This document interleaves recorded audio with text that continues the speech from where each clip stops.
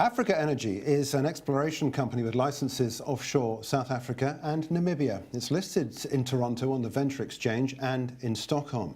It's working closely with the French oil giant Total offshore South Africa. The chief executive is Garrett Soden, and he joins us now. Garrett, good to talk to you. Thank you for having me. Interesting story. Give us some more detail about just precisely what it is that Africa Energy is really about. So, quick overview. Africa Energy is a small cap oil and gas exploration company listed in Toronto and Stockholm. We have three key assets between Namibia and South Africa offshore. We like to focus on the offshore because we believe it's easier to develop, easier to monetize. You don't get into local land and community issues, pipeline issues. In this rig rate environment, it's very competitive, drilling offshore, seismic's actually cheaper offshore. So we like to focus on the offshore, and we have a technical team that has a track record that really speaks for itself. They have 5 basin opening discoveries now over the last 20 years in Africa. This is the team that came out of Energy Africa and Tullow Oil. So the company was formed in 2015 as a spin-out from Africa Oil around this ex-Tullow exploration team to take advantage of the downturn in oil price and to get access to high-impact frontier exploration like our recent discovery offshore South Africa with Total. Well, I want to pick up on that one because certainly from an overview of your website, it looks like that is the flagship asset. So tell us more about that. What's the scale of this discovery? So this is a massive block. It's almost 19,000 square kilometers, block 11B, 12B, just off Mosul Bay.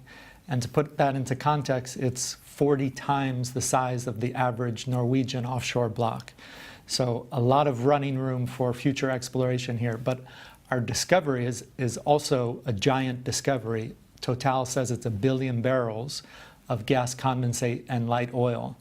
And just to put that into context, the largest discovery last year by Exxon was 900 million barrels. So this is a world-class asset with a lot more potential. We just drilled one prospect, and there's a series of 4 additional prospects that have now been de-risked. And when I say de-risked, that means they have 80 to 90% chance of success now. So we have near-term drilling. We're going to go back in the next weather window, which is typically December to April offshore South Africa. So we'll start drilling in the next season up to 4 additional exploration wells and can easily double our net asset value with these types of prospects. Okay, yeah, I think you're probably going to have already answered my next question, which is going to be the significance of this for Africa Energy. I said at the top it was your flagship asset. This sounds like a company maker. It is definitely. It's transformational for the company.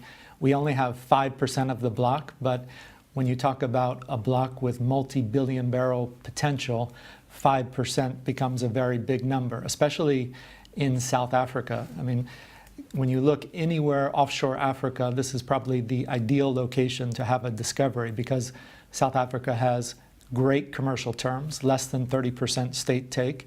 So a discovered barrel of oil there at $60 oil, when you do the net present value, is worth about $7 per barrel. And so when we talk about multi-billion barrel potential times our 5% times $7 a barrel, it's double or triple our current market cap. That's the potential here. So what are the next steps then at this particular operation? Right now we're shooting 3D seismic with Total on block 11B, 12B across this fairway of prospects. That'll be this month and next month. And then we'll come back in the next weather window starting in December for up to 4 additional exploration wells. Yeah. What other assets have you got down there? Because you talk about other interests in that region. Yes, we have another exciting asset off the west coast of South Africa called Block 2B. And this was a former Afrin asset that has existing 3D seismic on it. We bought it at a discount, and it's ready to drill. It has an existing discovery on it from 1988 that flowed oil to surface. And the idea is just to go up dip from that existing discovery and drill a very low-risk exploration well, about 60% chance of success.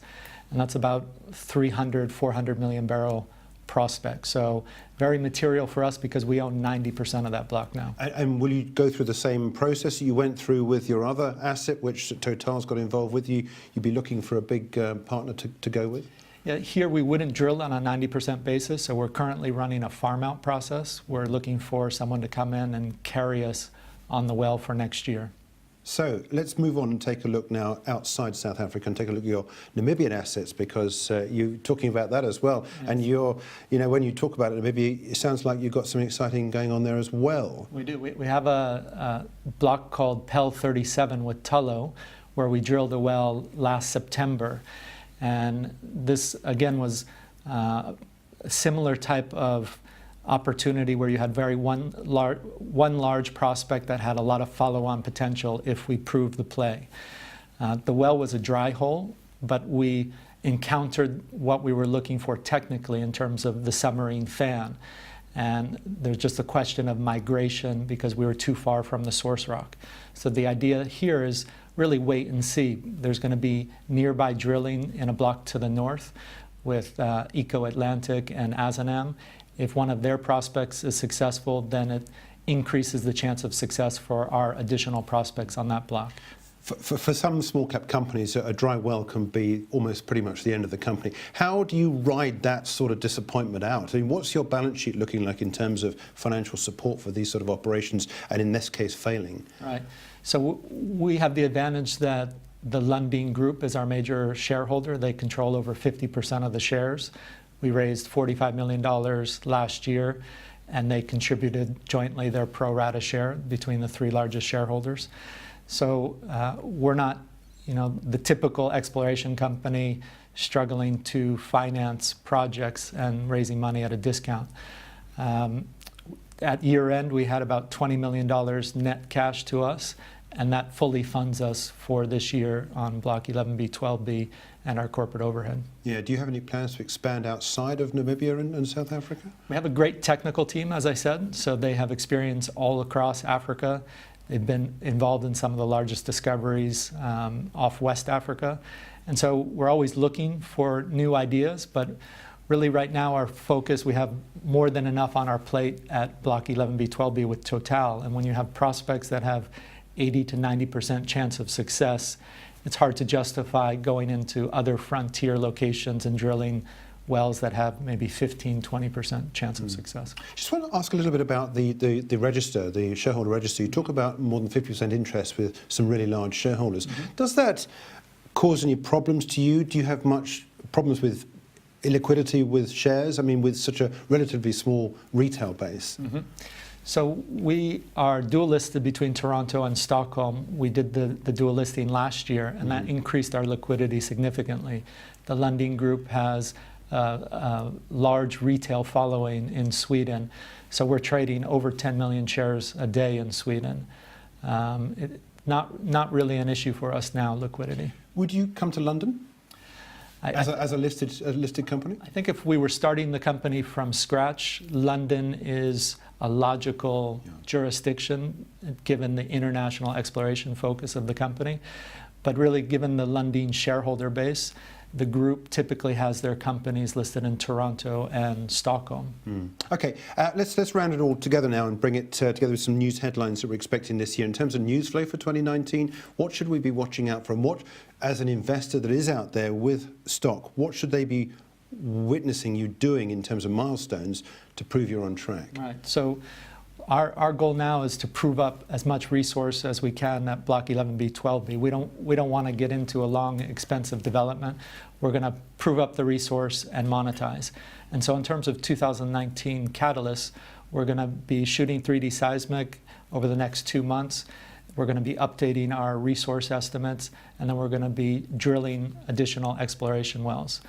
That's 11B, 12B. In addition to that, we're currently farming down the Block 2B that I told you about off the west coast of South Africa.